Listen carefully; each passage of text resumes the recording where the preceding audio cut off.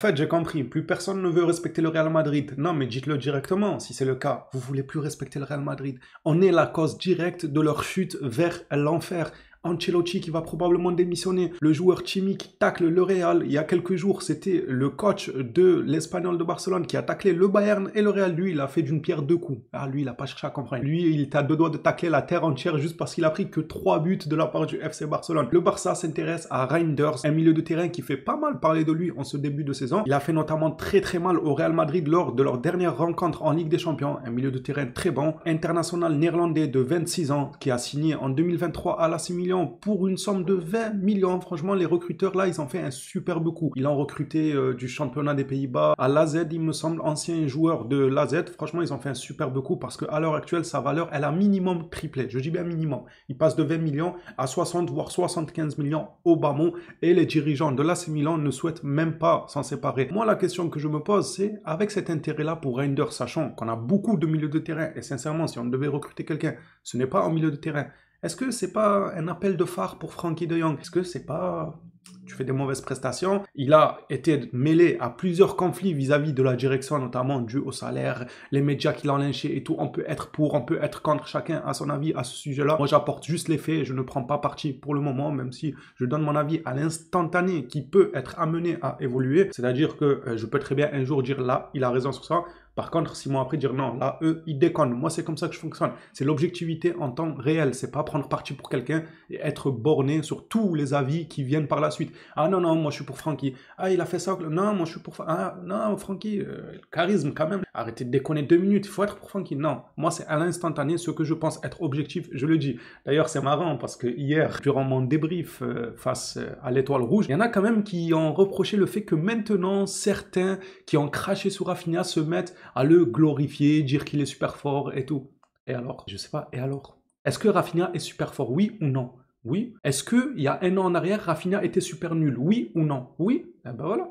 Alors, il est où le débat? Ah, vous voulez qu'il y a un an en arrière, quand il était nul, on dise, bon les gars, bonjour à tous, il est super nul, mais attention, peut-être que dans un an, il va être monstrueux. C'est pas comme ça que ça marche. L'objectivité en temps réel, on a dit, c'est-à-dire ce qu'on voit, on vient le dire, que ce soit vous dans l'espace commentaire ou moi, de par mes vidéos en face caméra, on assume pleinement nos propos à l'instantané. On ne dit pas qu'on est devin et que Rafinha est super nul et il sera super nul dans 20 ans. Non les gars, je suis pas médium, laissez-moi loin de tout ça. Les gars, pour tous ceux que ça intéresse, dans la description, il y aura mon Snap, tous ceux qui sont intéressés par tout ce qui est IPTV de très très bonne qualité, des serveurs très très stables qui vous donnent accès à Netflix, Amazon Prime, Disney, Canal+, ainsi que toutes les chaînes de football passant par beIN Sport pour suivre absolument tous les championnats de la Terre. Donc n'hésitez pas à venir sur mon Snap, on en discute, franchement qualité-prix imbattable. Ceci dit, rentrant dans le vif du sujet avec Chimi, le joueur de l'Étoile Rouge, avant d'arriver et conclure sur Reinders qui intéresse le FC Barcelone. L'information s'affiche juste ici. Chimi a déclaré qu'il était heureux et qu'il pouvait,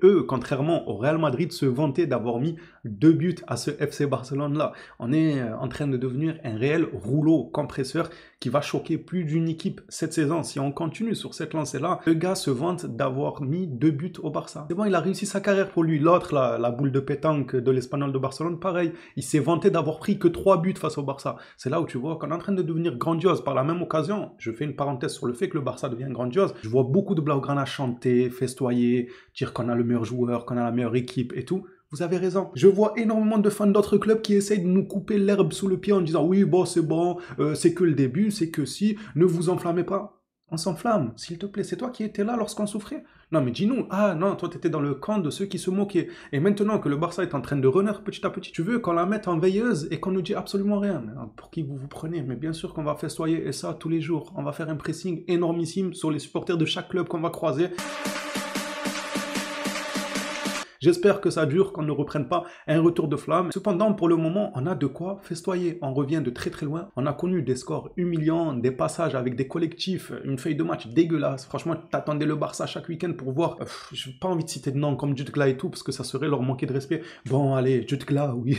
Jutgla, des Elias, des Abdé. Je ne dis pas qu'ils étaient extrêmement nuls, mais ils n'étaient pas faits pour le Barça. Tu voyais ça sur la feuille de match du Barça, mais s'il vous plaît, c'est quoi? C'est le Barça ou c'est Séville? À un moment donné, c'était pas alléchant. Bref, passons maintenant à une déclaration remplaçant du coach de Brest qui va très prochainement affronter le FC Barcelone en Ligue des Champions. Brest qui surprend plus d'une équipe. Franchement, ils font un travail monstrueux. Chapeau à leur coach. Par contre, quand leur coach, alors qu'il est en train d'écraser tout le monde, allez voir, je crois, Brest, ils sont dans le top 3 pendant que le PSG, ils sont 25e.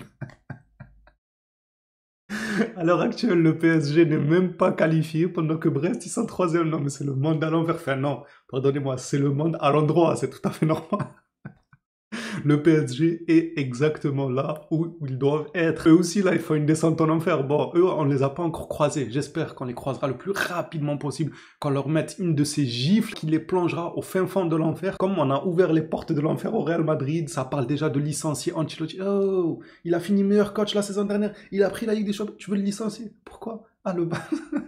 Il a croisé le Barça. Parce que le Barça a fait que, malgré la présence de Mbappé sur la feuille de match, le joueur, c'est comme s'il n'avait pas joué. Vu qu'il était tout le temps hors jeu, c'est comme s'il était hors du terrain en soi. Il serait resté sur le banc. Ça aurait changé quoi? L'équipe a pris 4-0. Le joueur a été 8 ou 9 fois hors jeu dans le match. En vrai, c'est comme s'il n'avait pas joué. Hors jeu, c'est hors match. Donc, laissez-le sur le banc à la prochaine rencontre, s'il vous plaît. Le PSG, on vous attend seulement. On va enfoncer le clou. Le coach de Brest a déclaré que, certes, son équipe se porte super bien ces derniers temps. En tout cas, mieux que le PSG, beaucoup mieux même. Cependant, le match face au FC Barcelone, c'est une autre histoire et qu'il espère que le club baisse de régime. Les gars, ils tremblent déjà. En vrai, c'est déjà louable de leur part. Tout ce qu'ils ont accompli cette saison, c'est choquant. Que ce soit eux, que ce soit le Sporting, que ce soit Lille, des équipes que pratiquement personne ne les attendait. D'ailleurs, c'est dommage pour Amorim qui, je peux dire, abandonne. Franchement, je peux dire abandonne le Sporting à ce moment-là avec un travail monstrueux qui a été fait avec le Sporting pour aller à United. C'est tellement dommage. En plus de ça, en conférence, il a dit quoi?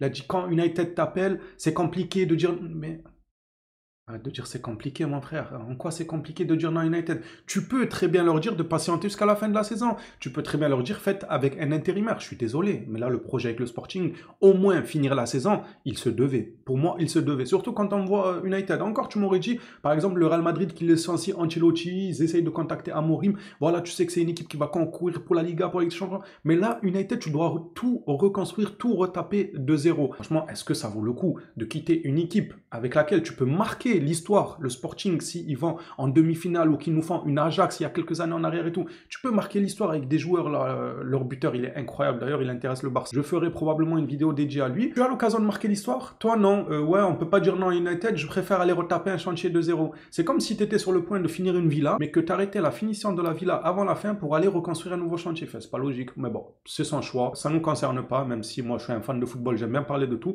mais c'est pas grave, c'est son choix Amorim. Bref, je disais que Lille, Brest et tout, c'est très très louable ce qu'ils font, mais venez seulement face au FC Barcelone, je pense qu'on va arrêter leur série de victoires. Ils vont vite redescendre du nuage, parce qu'en fait sur le nuage, il n'y a pas de place pour tout le monde, c'est ça que je veux dire. C'est qu'il y a déjà Rafinha, il y a déjà Lewandowski, il y a déjà Casado, lui, Casado il monopolise 4 nuages à lui seul. Il prend 4 places sur les nuages, donc Brest, il va falloir redescendre du nuage sur lequel vous êtes lorsque le Barça arrivera, parce que c'est leur place. Suite à sa blessure, le Barça souhaiterait faire reposer Koubarsi. Le joueur espagnol n'est pas de cet avis-là. On a un guerrier, les gars. Le joueur, il a la joue ouverte, il est balafré. Il se dit quand même prêt pour affronter Sociedad. Il y a aussi la liste de l'Espagne qui arrive très prochainement. Je pense que si le joueur doit se reposer, il le fera probablement face à Sociedad. Ça lui permettra de se reposer avant la sélection et aussi de se reposer vis-à-vis de sa blessure. Seulement maintenant, le joueur veut quand même jouer. On verra ce que le coach décidera. Passons maintenant au plus gros sujet de cette vidéo. Et c'est Reinders qui intéresse le FC Barcelone. Il a roulé sur le Real Madrid, il roule sur la Serie A, même si son équipe n'a pas fait un départ flamboyant en Serie A cette saison. Par contre, lui, individuellement parlant, il a des stats honorables pour un milieu de terrain, que ce soit dans la récupération de balles, dans la projection, dans la création d'occasions. Ce joueur-là est très bon, il est très intéressant. Seulement, le Barça n'a pas besoin d'un milieu de terrain supplémentaire. Ça, c'est ce que je dis en premier lieu. En deuxième lieu, est-ce que c'est pas un appel de phare pour Frenkie de Jong? Frenkie de Jong, hier, qui fait un match plus que mitigé. Bon, je vois beaucoup de personnes tomber dans l'extrême. Moi, je me demande tout le temps qui vous a obligé à tomber dans l'extrême. En fait, c'est soit ça passe de « Ah non, il est très nul, il faut s'en séparer », soit ça passe de « Ah non, vous mentez, il fait un très bon match ». Les frères, les deux, vous êtes dans l'abus. Que ce soit ceux qui disent « Il est très nul, il faut absolument le vendre de suite » et ceux qui disent ouais, vous mentez, il a fait un bon match. À quelle heure il a fait un bon match en fait? Il ne fait pas un bon match face à l'Étoile. Il y en a certains qui ont même dit que ah c'est bon, Flick en conférence après match, il a dit que Frenkie de Jong avait bien joué. Encore heureux. Encore heureux, surtout Flick, avec la diplomatie qu'il a. Vous croyez qu'il va venir en conférence de presse et dire ouais, non, Frankie de Jong, il manquait un peu de peps, il manquait d'énergie et tout. Il va pas dire ça. Il manquait d'aller au contact. Vous pensez qu'il va dire ça? Encore heureux qu'il va dire non, il a bien joué tout parce qu'il a besoin de Frankie de Jong au moins jusqu'à la fin de la saison. Il a besoin de le garder concerné avec le groupe et pas de le mettre à part avec des déclarations où il dirait ouais, il était un peu en sous-régime, il était un peu en dessous et tout. Après, dans la même foulée, pour prendre, on va dire, entre guillemets, la défense de Frankie sur ce match, je trouve qu'il a un réel traumatisme suite à ses blessures et tout. J'en ai parlé durant mon débrief pour ceux qui veulent en savoir plus sur ma position vis-à-vis de ce joueur, ce que j'ai pensé de son match hier. Dans la foulée, Flick a aussi confirmé mes dires lors du débrief. Je vous ai dit que le Barça est venu avec en tête gagner les 3 points. Franchement, c'est l'un des débriefs les plus aboutis sur tous les points pour moi. Celui que j'ai fait hier là, je l'ai fait avec une sagesse, avec un recul. C'était prévisible que ce genre de match-là, le Barça n'allait pas venir et te mettre une intensité, un pressing à haut niveau. C'est pour ça que j'ai dit certaines performances, certaines individualités sur le match ne m'ont pas plu, mais est-ce que c'est pas juste Flick qui les a bridés en leur disant on va se concentrer sur les 3 points, attention à ne pas prendre le match à la légère tout de même, mais les 3 points priment avant tout ce qui est perfection du pressing, récupération de balles et tout. Il ne les a pas forcés à faire ça. La première mi-temps, on a vu que ça manquait énormément d'intensité, ça manquait de cohérence dans le jeu et tout. La deuxième mi-temps, ils ont élevé le niveau pour ensuite rebaisser un peu. C'était tout simplement ce que voulait Flick. Il a dit lui-même. Il a dit on s'est concentré sur les 3 points. Ça veut dire quoi ça? Le gars, il n'est pas venu dire en conférence de presse oui, bon, on prend 3 points, par contre, on a mal joué, j'ai pas aimé. Pourtant, c'est la manière de faire de Flick. Tout le temps, il dit ouais, j'ai pas aimé, on a manqué d'intensité, c'était faible et tout. Flick, d'habitude, il dit ça. Hier, il a dit on s'est concentré sur les 3 points. Ça veut tout dire. Ça veut dire que certes, vous pouvez nous dire qu'on n'était pas forcément trop dans l'intensité et tout, mais nous, avant même de commencer le match, on est venu là pour les 3 points. Parce qu'on a d'autres échéances beaucoup plus importantes avec tout le respect que j'ai pour l'Étoile Rouge. Comme je vous ai dit hier, ce genre d'équipe-là, ils font partie des équipes où tu peux te permettre de lever un peu le pied et tu sais que tu vas quand même les battre. Il suffit juste d'être chirurgical lorsque tu as les occasions qui se présentent. C'est ce que le Barça a fait. Ils ont baissé de régime, ils ont levé le pied. Par contre, ils ont été très précis, très chirurgical devant les cages. Pour conclure sur ce dossier Reinders, à l'heure actuelle, le milieu de terrain est saturé à Barcelone. Mais la saison prochaine, si le club repart dans un conflit, un bras de fer contre Frankie de Jong vis-à-vis de son salaire, pas salaire, ci, ça, et qu'il décide de s'en séparer, alors là, il faudra aller chercher des joueurs comme Reinders ou peut-être d'autres pistes qui vont éclore d'ici le mercato prochain. Il faudra quelqu'un, s'il vous plaît. Si Frankie venait à quitter le Barça, je veux pas voir des noms, on a déjà assez de milieux, il y a Olmo, il y a Pedri. Il faut un milieu de terrain, c'est tout.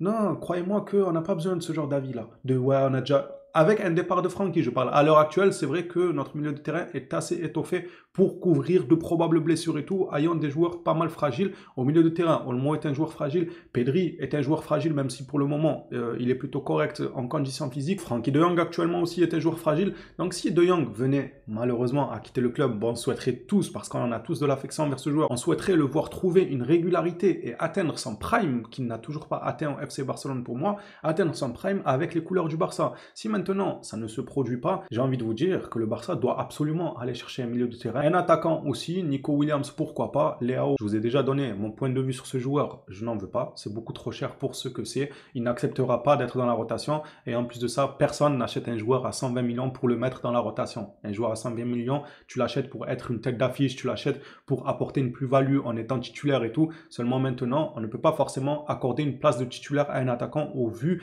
de la performance de nos attaquants actuels. Nico Williams a une 50aine de millions, ça ne me paraît pas déconner. Il faut aller voir Kvara aussi, à combien il est coté, je pense 80 millions, quelque chose comme ça. Bref, on a pas mal de pistes avant d'arriver au dossier Léao. Il y a quand même du monde devant lui. Selon mon avis, évidemment, ça n'engage que moi. Les Blaugrana, dites-moi un peu ce que vous en pensez. Est-ce que pour vous, le Barça envoie un petit pic à Frankie de Jong suite à ses performances en sortant une rumeur le jour d'après, les gars? Le jour d'après le match contre l'Étoile, direct, ils sortent une rumeur comme quoi ils veulent Reinders. Évidemment, peut-être que c'est absolument pas lié, qu'il n'y a aucun rapport entre la performance de Jong hier et la rumeur. Ça se trouve, la rumeur, elle est infondée. J'attends tout de même votre avis, vous, ce que vous en pensez. Qu'est-ce que vous ferez si vous êtes le FC Barcelone? Est-ce que l'été prochain, vous sentez un bras de fer se lancer encore une fois entre la direction et le joueur, comme ça fait plusieurs saisons, 2-3 saisons, les gars qui se chamaillent comme chat et chien? Hâte de lire vos réponses dans les commentaires. Participez aussi à la déclaration de Chimi, là, qui dit, nous, au moins, on a mis 2 buts par rapport au Real Madrid, on peut se vanter d'avoir mis 2 buts. Non.